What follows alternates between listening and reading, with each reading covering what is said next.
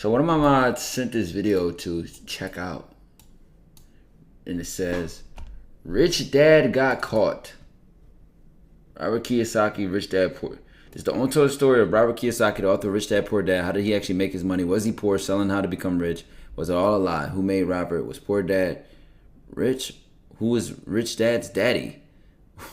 Why does Robert say he became a beta? Who actually wrote the book Rich Dad Poor Dad? Would y'all want to watch this, chat? People's goals. Stay consistent, stay locked in. Get my dual PC stream set up. Get my trip to Philly booked up. Be straight. It's a good vid. Rich Dad got caught for being Poor Dad? I don't know. Too long.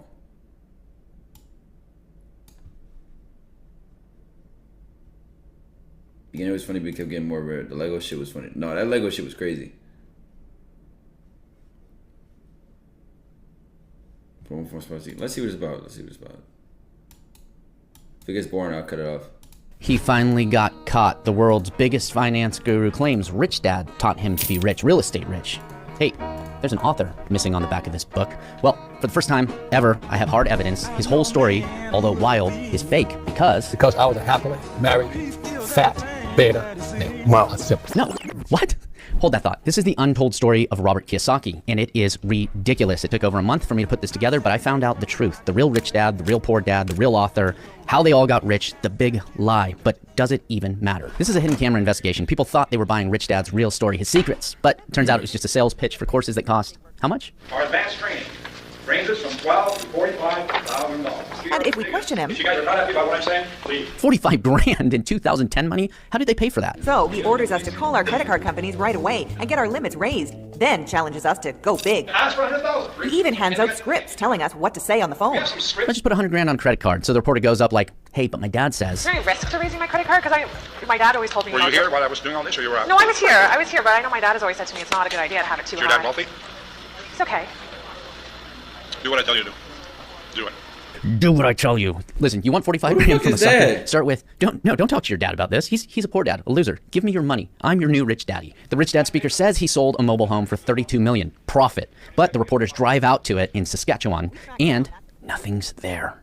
So the reporters go to Robert and say, why you rich dads always lying? He says, not fair. My partner's hired some fake rich dads. Not fair. Well, I don't That's mean not for you fair. to feel That's that you're not under fair. attack. I'm No, just that's looking not for fair. answers from That's people not we've been fair. speaking to. It's not fair. But then another hidden camera investigation just 3 years later found out this. Now, one of those stories involves a 75-year-old widow in Missouri who took out a second mortgage for the $35,000 cost of a Rich Dad seminar. She later filed a lawsuit that was settled with no admission of liability. I think it cost us about $15,000. We could have found all the information they gave us in a book from Barnes & Noble. At least he can afford to laugh about it. That's not the case for Robert Maurice of Tennessee. Maurice and his wife later filed bankruptcy. The company, without admitting liability, agreed to pay the AG $500,000 plus another $194,000 in restitution to victims who attended seminars. Nor was there mention of this. One of Kiyosaki's companies, Rich Global, filed for Chapter 7 bankruptcy last year after getting hit with a $23 million court judgment. I really think that would have been a nice thing to know. Yeah, that would be nice to know the real Robert Kiyosaki story. And I have it here for free before you take out a second mortgage. See, Kiyosaki divided the world into rich dads, we'll say alphas, and poor dads, his dad. He calls them losers. But this is what most people have: go to school, get a job, get a 401k, and save money.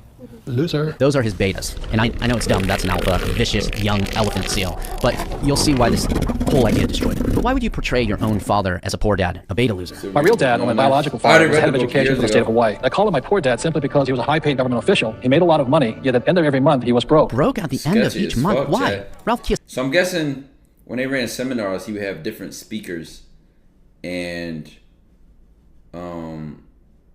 it seems as though he wasn't really checking the authenticity of those speakers, and some randoms would try to come in and just give some sketchy advice.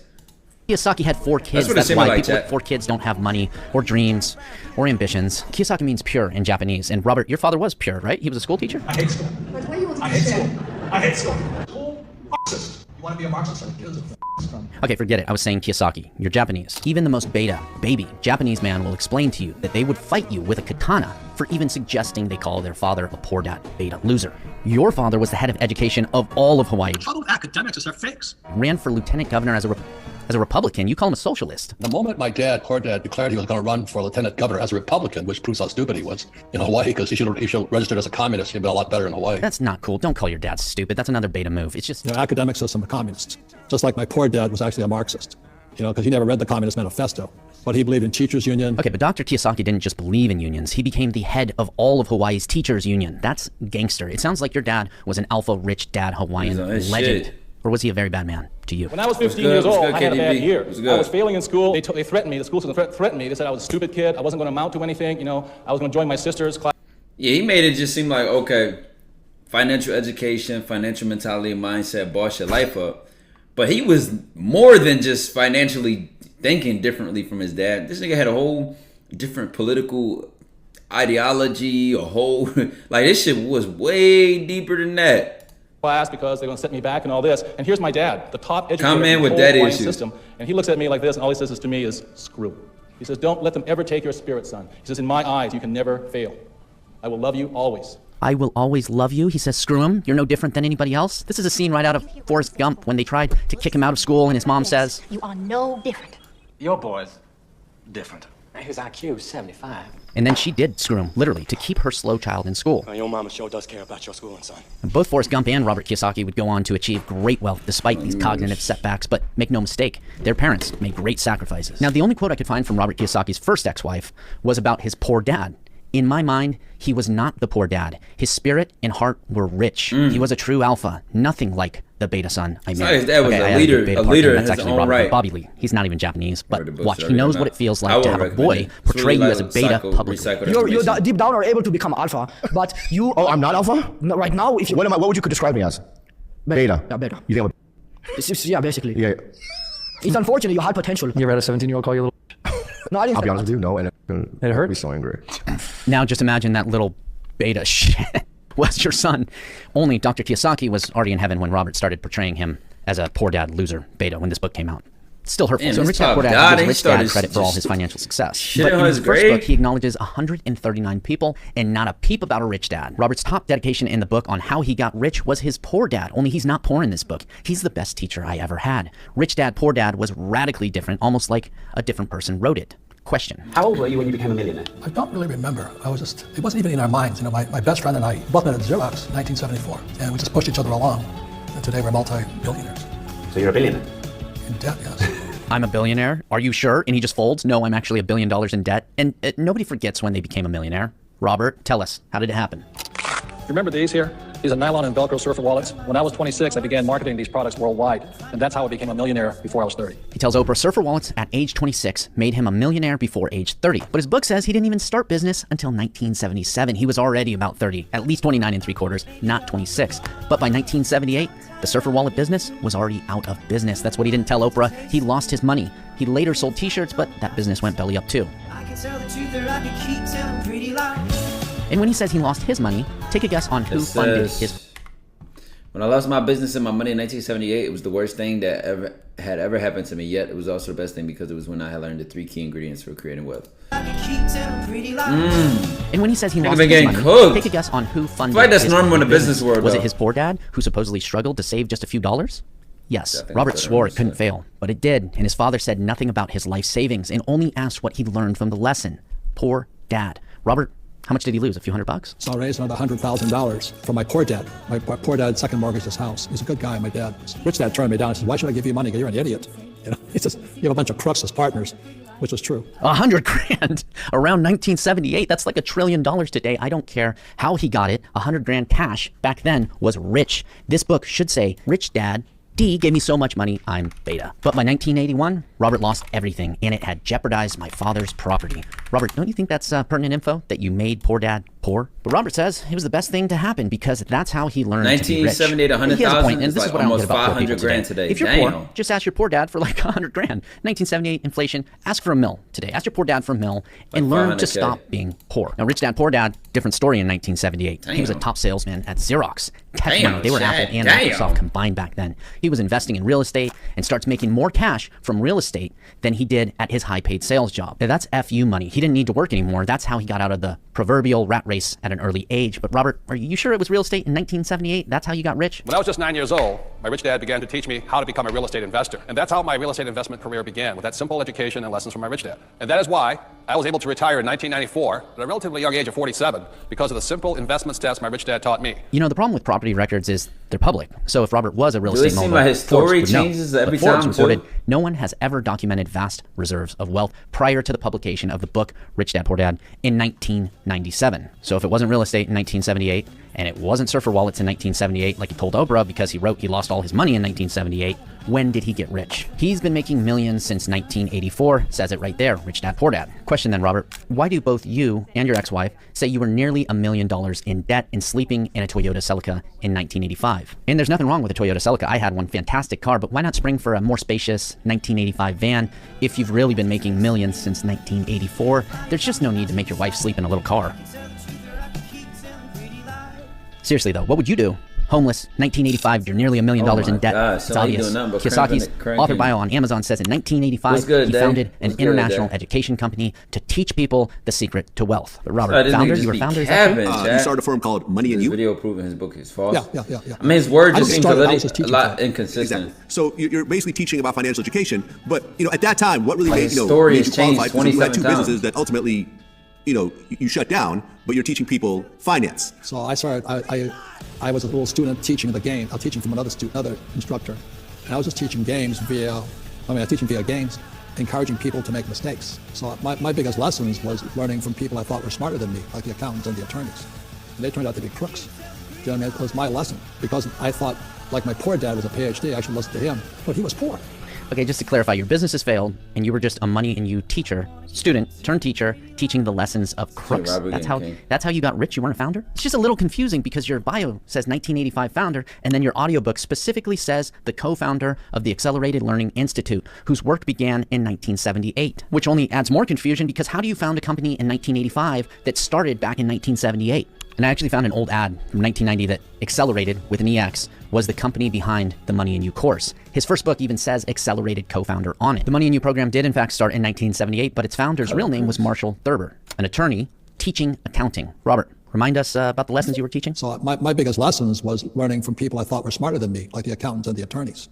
And they turned out to be crooks. Ah yes, the lessons of crooks, like attorneys and accountants. Attorney Marshall Thurber was Robert's teacher at Money and You, starting in 1980. But he wasn't always a crook. Robert wrote, next to my father, he was the best teacher I ever had. The Accelerated branding was just their teaching method. They used accounting games. Yeah, so I guess to this teach whole about thing with money. this chat is like, Gee, this guy's a I wonder where hypocrite. Robert got the brilliant idea to make an accounting game to teach about money, and then the brochure that would go with it. But who's this on this old ad? DC Cordova. I was attending the first business school for entrepreneurs of its kind, which my mentors, Marshall Thurber and Bobby DePorter, created. Now, that was 1978.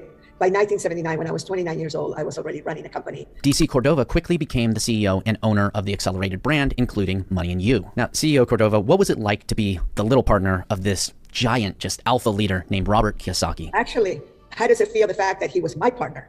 I'm the one that invited him to be my partner. Robert was just a little businessman when he did Money and You. And then he was such a good Marine. So we made Robert publish his first best-selling book called If You Want to Be Rich and Happy, Don't Go to School. Okay, yeah. Apologies. That makes more sense. CEO Cordova. She said we is definitely alpha. made DC that. We Cordova changed that inherited broke all the nigga intellectual life. property God rights, damn. became the owner and brought Robert on, not as a founder, but as a partner. She called him a hungry dog, and that's because she's the alpha. CEO Cordova made Robert the face of her Australia expansion, and he had charisma. Everything was going fine until October 1993, when an Australian news show, it's like 60 Minutes, aired a hidden camera investigation and blew up the entire business. It's disturbing. Watch. For me, I haven't been subjected to brainwashing, and I think if I was, that would be pretty close to what it would be like. The ones who go on to take the next program, the next program, the next program, look more and more like a destructive cult member. James was one who could not walk away. So what is this? This is the Money and You seminar? Yeah. He went from one course to another. He took it into his business, his family, and sold it to his friends. What is going on here? In the end, his family spent $20,000 having him exit counsel by Stephen Hassan. Stop. 20 grand for courses in the 90s. No wonder his family, probably a poor dad, ruined everything with an intervention. That happened because I was effectively controlled by the use of neuro-linguistic programming on a very intense daily basis. I wasn't keeping contact with Money and You because I didn't have to. I'd taken some of Robert Kiyosaki's best friends and put them in my business. I had Money and You on tap. Yo, Mikey, what are you talking about, bro? It seems like I ain't give you no rhino pill, bro. Take me, Great Spirit. Don't show me where to go, and I wound up here in Bondi.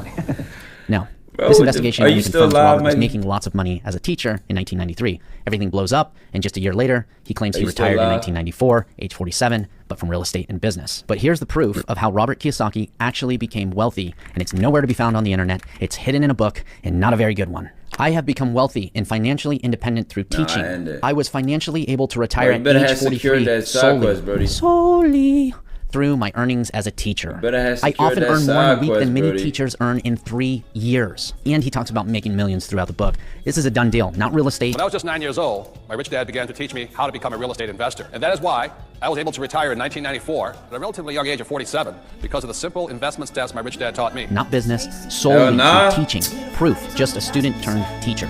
Yo, Mike, you gonna throw me, bro?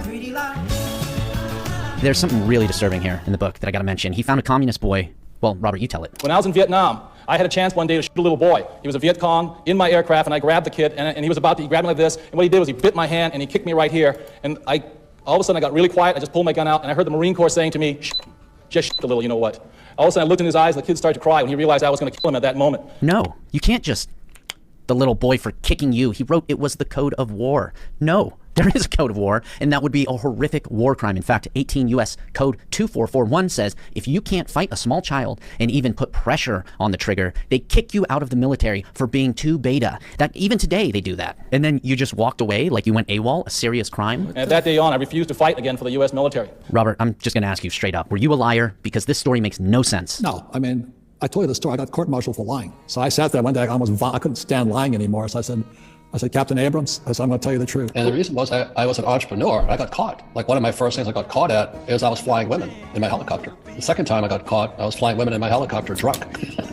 And when they opened up my helicopter, I landed back at the Marine Corps Air Base in Hawaii. The first thing that fell out were my beer cans, and then I fell out. At the end of it, I said, how many years will I get? And he just smiled at me, this little Jewish captain. He looks at me and goes, You're free. Congratulations. Honorable discharge. Son, thank you for telling the truth. You'll have an honorable discharge in 6 months.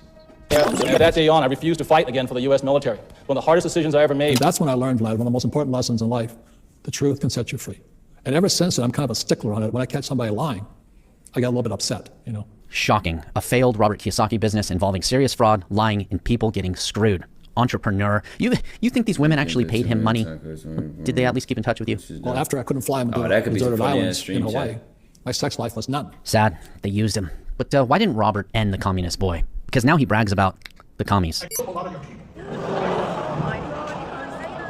Not funny, but I did.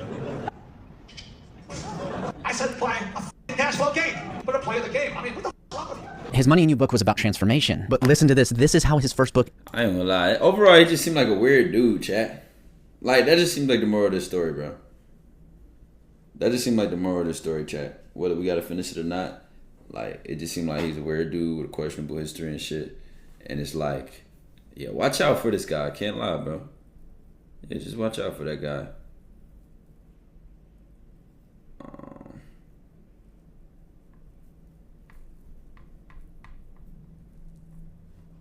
He bloodhound Jeff. Caps a lot. Nah, yeah, it seemed like he came from just cabin and shit. Or no, I was read the same thing. Oh, he cool as shit. I was helicopters OC. I mean, I feel like that's something that listen, any man would do, bro. You could ride a helicopter and shit. Alright. I did read. I read that shit in way back in 2021. That was one of the 8 books I read that I heard was a good book on money. DMs, no, I'm not gonna do DMs. We could do Discord calls though if y'all want, or play the game. I might hop on the game. Why watch instead of going out there and getting money? This isn't showing you how to make money. It's just a form of video on the shit that happened in the past. Well, I make money. You know what I'm saying? I make money, gang. Heard it was a good book. I ain't get into it. I feel like it's kind of overrated, you know. I feel like it was kind of overrated. You think it's solipsism? I don't think nothing of it at all. Nigga. And a book like that can be important because why would you listen to somebody who is a hypocrite? You know? That's why shit like that'll matter.